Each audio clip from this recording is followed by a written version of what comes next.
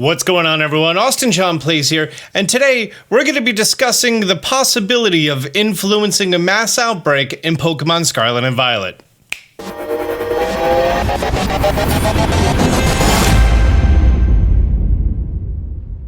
I'm making this video because there seems to be a train of thought that the location in which you stand in Pokemon Scarlet and Violet can influence the specific mass outbreaks that appear on your map. And here's the only reason I'm looking into it, is because every time that I try to get a different mass outbreak, I notice that I'm a creature of habit and I tend to just go to the same few towns and then start rolling my date, and I don't see anything amazing. It says that in regard to the mass outbreaks, there is this list of Pokemon that can appear in mass outbreaks. I haven't even left Gen 5 yet.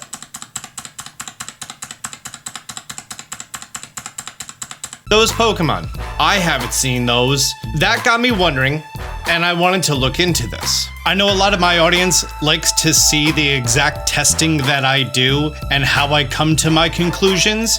So if you want to see all the testing, feel free to watch on.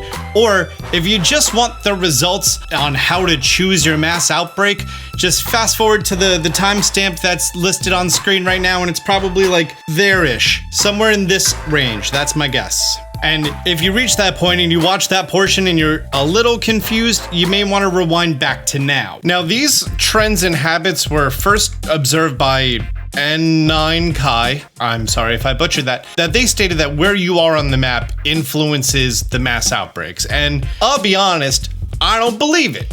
So I'm just gonna test this, and honestly, my preferred sleep-deprived way of figuring things out is math. So while I have seen a plethora of Flittle outbreaks show up, I don't want to do a Flittle outbreak because they're so small and it's hard for me to identify if it's actually shiny or not. So because of that, I'm going to hunt down an Espathra. And while many Psychic-type Pokemon can spawn right outside of, the Psychic Town, I wanted to test exactly what Pokemon are going to be spawning if I stand in this patch of grass right outside of this town, which this biome would be town, and see what happens. I'm also low-key looking for a Gothitelle, not so much a Gothorita, because I've never seen a Gothitelle outbreak, so that's what I'm going to be testing. So with my space heater on this chilly New Jersey morning and my iced coffee in hand, let's get cracking. Welcome back, it's me, Data Analysis Austin John, your favorite Austin John.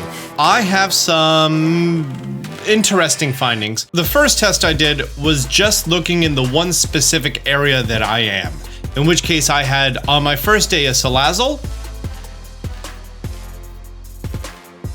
and then a Dunsparce, and then a Medicham and Sinistea on the same day. So I had 4 Pokemon out of the whole pool. Then I ran a different test in which I marked down all of the Pokemon that spawned on that specific day, and I cross-referenced it with every single Pokemon that can spawn in this circle. And I came here and I marked every single one: Greedent, Jumpluff, Palmo, everything that can be from this one spawner tile. When doing that, it seems that almost every day I did have one. There's one other cross-reference I want to do, but the reason I'm telling you now is because on my 11th test, I got Gothorita. I got the Pokemon that I was looking for.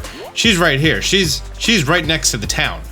This is going to be the easiest mass outbreak ever. By the way, you're going to see the right side popping up for a while, because I learned that you could just re-roll while on the map screen. I'm going to quickly knock out 60 and hunt this down. It's definitely 60 by now. Gonna drop down a hard save, I'm gonna picnic, I'm gonna do the whole thing that I taught you guys all about before. The most efficient way to do this, I'm sure you guys all know that a little bit, right? And I'm just gonna do a nice simple 2-player co-op, 6 onions, some butter, and some salty herba mystica on a piece of bread. Remember, never the top bun is cheating. Wow, look at that sandwich. It's a masterpiece. Chef's kiss. Make sure I did this right. Yep, I did this right. So now, because this spawn is right outside of a town, it's very simple for me. All I have to do is be right here, walk forward, look at all the Gothorita's eyes for purple irises, If I don't see any, I just walk back into town. While I still really stand by the fact that isolating encounters is far more effective of a shiny hunting method than doing these mass outbreaks, it can help influence the pool of Pokemon that could spawn in an area. Normally, there's a whole bunch of psychic types that spawn out here. With this encounter recipe, while I am still getting, you know, the occasional Esparthra and everything else like that, having a majority of these Gothitelle definitely helps boost our numbers. Because again, when it comes to shiny hunting in this game, it's all about numbers. How many can you spawn? How many can you check? And that's how you get your shinies. By the way, Rambling Austin here. You may remember that I was talking about looking into people who are colorblind and the different colors and the different weaknesses that they have, and trying to come up with a way to actually help them identify shiny Pokemon in this game. Well, let me just say I've come up with a pretty darn good idea, and I plan to get that out in the next couple of days. That's not only going to help people who are colorblind, but people with perfectly good vision that have trouble really telling the difference between specific shiny Pokemon apart. Like this Pokemon, for example, who just has slightly pinker eyes. Because of the enhancements that I've done to my screen that you're seeing right now, these blue eyes are very predominant. So all I'm really doing is looking for ones that don't have blue eyes, unlike the few hundred that I've seen, and that's how I know that it'll be the shiny Pokemon. I already tested this out with Charcadet, who is one of the most difficult to see because it just has tiny little blue eyes. So I know that the system works. I just want to do a little bit more testing on it with people who are helping me out who are colorblind. Yeah, that's the update on that. Okay, enough rambling. And yeah, this works. So even while I'm scrolling around, even while I'm moving, even when I'm really far zoomed out, I can definitely see a difference in the one that doesn't have blue eyes. Like, compare that to the ones in the background, and let me remove my color filter that I just used. While that is still noticeable, it doesn't pop nearly as much. Know what I mean? Oh no, I only have 2 Premier Balls left. And here's our lovely lady, and there's the crit, and perfect.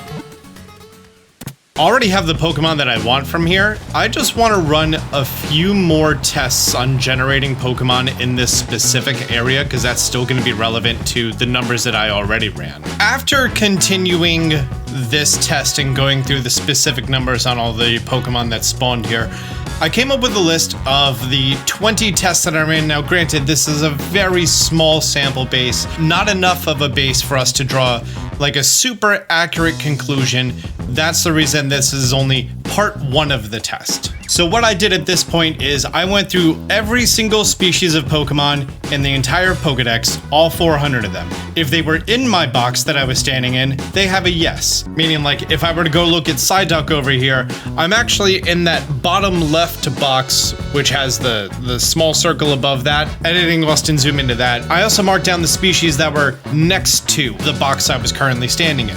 With that information, I made a note of all the Pokemon, and I marked down if they were a no, we're not spawning in the 9, next, spawning in the 8 around me, and yes, spawning in the square that I was standing in. 80% of the days had a yes. 100% of the days were either a yes or a next to. Out of all 20 days that I ran, there were 115 different outbreaks, including duplicates of the same species. 22% of them were outbreaks based off of the square that I was standing in.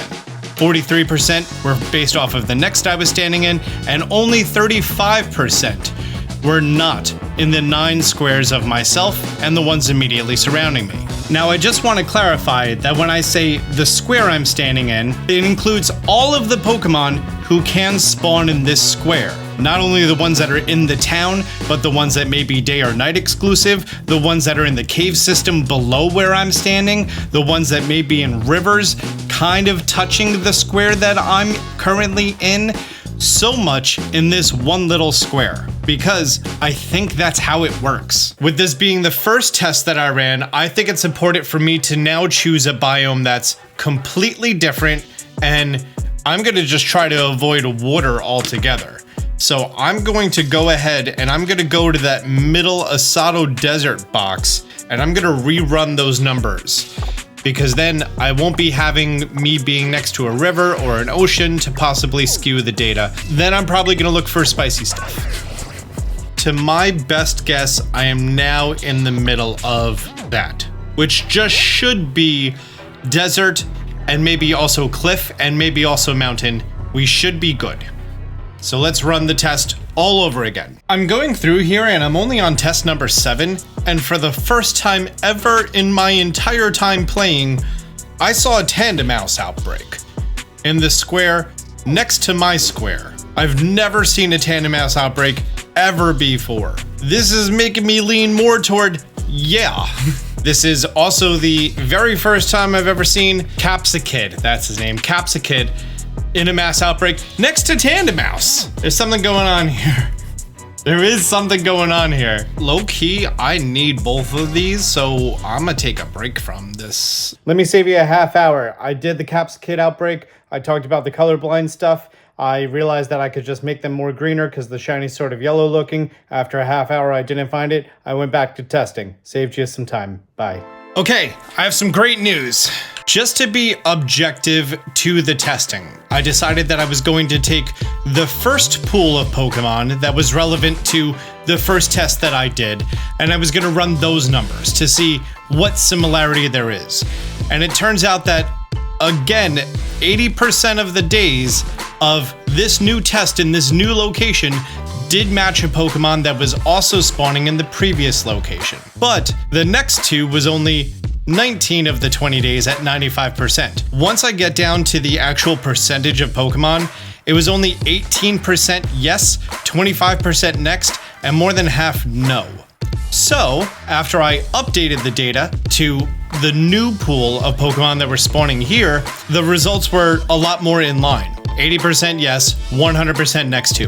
22% of the Pokemon were total yes, 33% were total next to, and less than half at 45% were no. My theory is there's one of two things happening. I can say without a doubt, where you are on the map has some influence as to the Pokemon that are going to be spawning based off of my small limited results.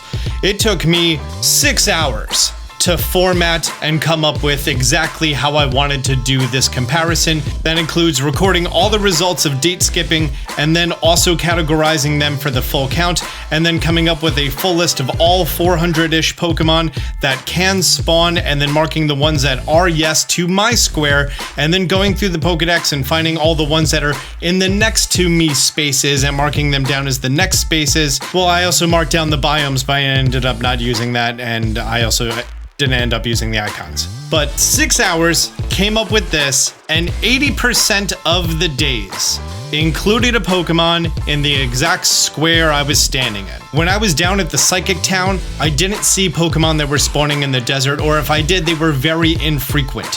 However, now that I'm in the middle of the desert, I'm seeing Pokemon like Tandemaus.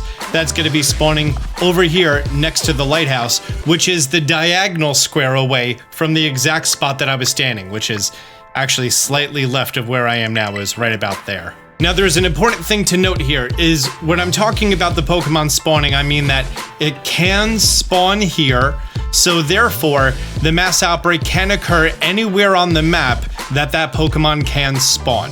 Because I was in this desert, which is a very, very particular pool of Pokemon, whenever I was finding a Pokemon that did match the criteria of can spawn here, the game looked and said, well, it doesn't spawn anywhere else, so I'm going to stick the mass outbreak here in the desert. Because of that, the outbreaks were much more concise.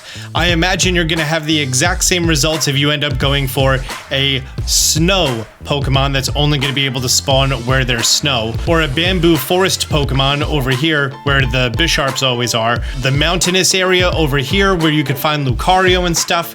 So it looks like 80% of the days are going to be directly related to where you are standing, based on my small sample size comparative of 2 locations.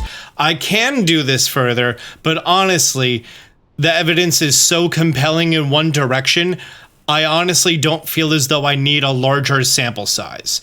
If I did a sample size, I would have a much more exact number of percentage, but all you need to know is It works. There is a chance that if I were to then run the numbers on the outer squares 1 over, I can come up with some sort of a pattern there that may be relevant to this.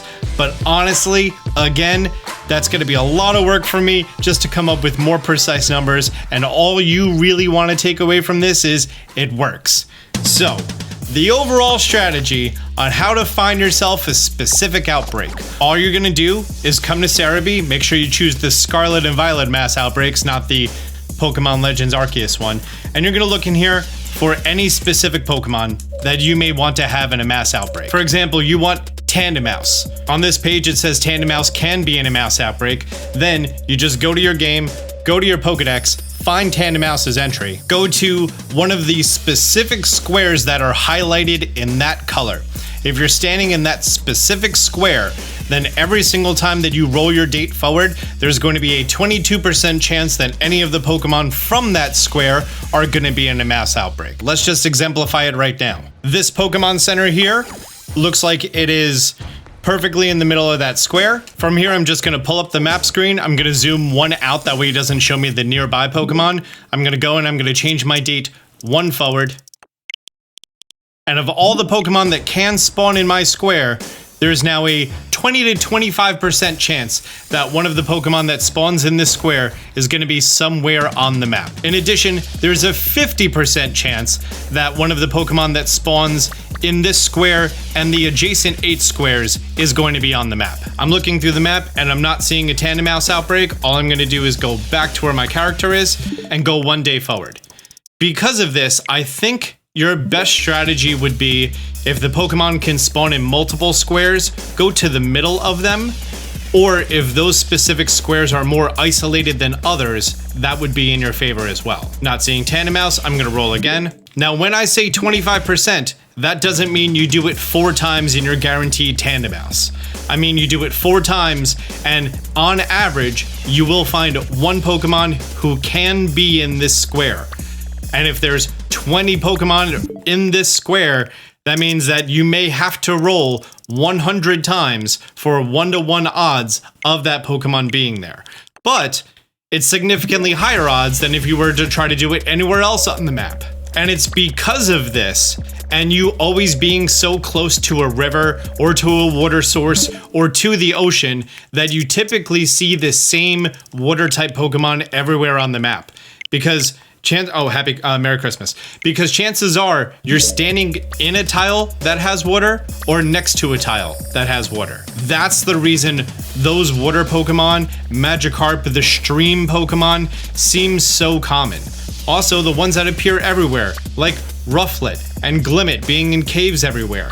Those Pokemon seem to be everywhere. Now, I don't know if it's going to take the Pokemon's actual rareness in that location into account. Oh, I want a Dodonzo outbreak. That's an easy outbreak. He's a big boy to see. I mean, now I know that all I need to do is go next to the water and do this a few times and I'll find it, right? I actually decided that I'm gonna come here to the Pokemon League because this square has less encounters. And because I know Tandemaus can be here in front of the Pokemon League, does that mean that I now have a better chance to find it? Because there's less Pokemon in this square. And there we go. We found a Tandemaus outbreak and it happened right where I am. And that took less than a month, but again, it's wherever you are. And that was total date skipping. I'm on the 17th. So future Austin, math that number right there. It looks like we have found a way to accurately control what Pokemon are going to be spawning in mass outbreaks to some extent. Now, I'm not saying that this is perfect, but there's a significantly higher chance that I can find the specific Pokemon here than if it was somewhere else. Do I need to do like a humongo power for this Tandemaus? Because I don't think that's going to be possible otherwise. I don't know. That's my problem, to find these little guys. Then again, you could always just do the camera method, and using the camera, you could just see the Pokemon models a lot better. Okay, that's my problem to figure out, in addition to editing this video. Guys, if you found this video helpful, do me a favor, hit the thumbs up button down below. If you're new to the channel, be sure to subscribe, turn on notifications. Until next time, Austin John out. Man, they see me shining like I got the charm. Stay strapped, got that jet ball in my palm. fell from the sky. Guess I'm the chosen one. And if you need to know how, check out Austin John. Champion flow, flow. Yeah, I got that champion flow, flow.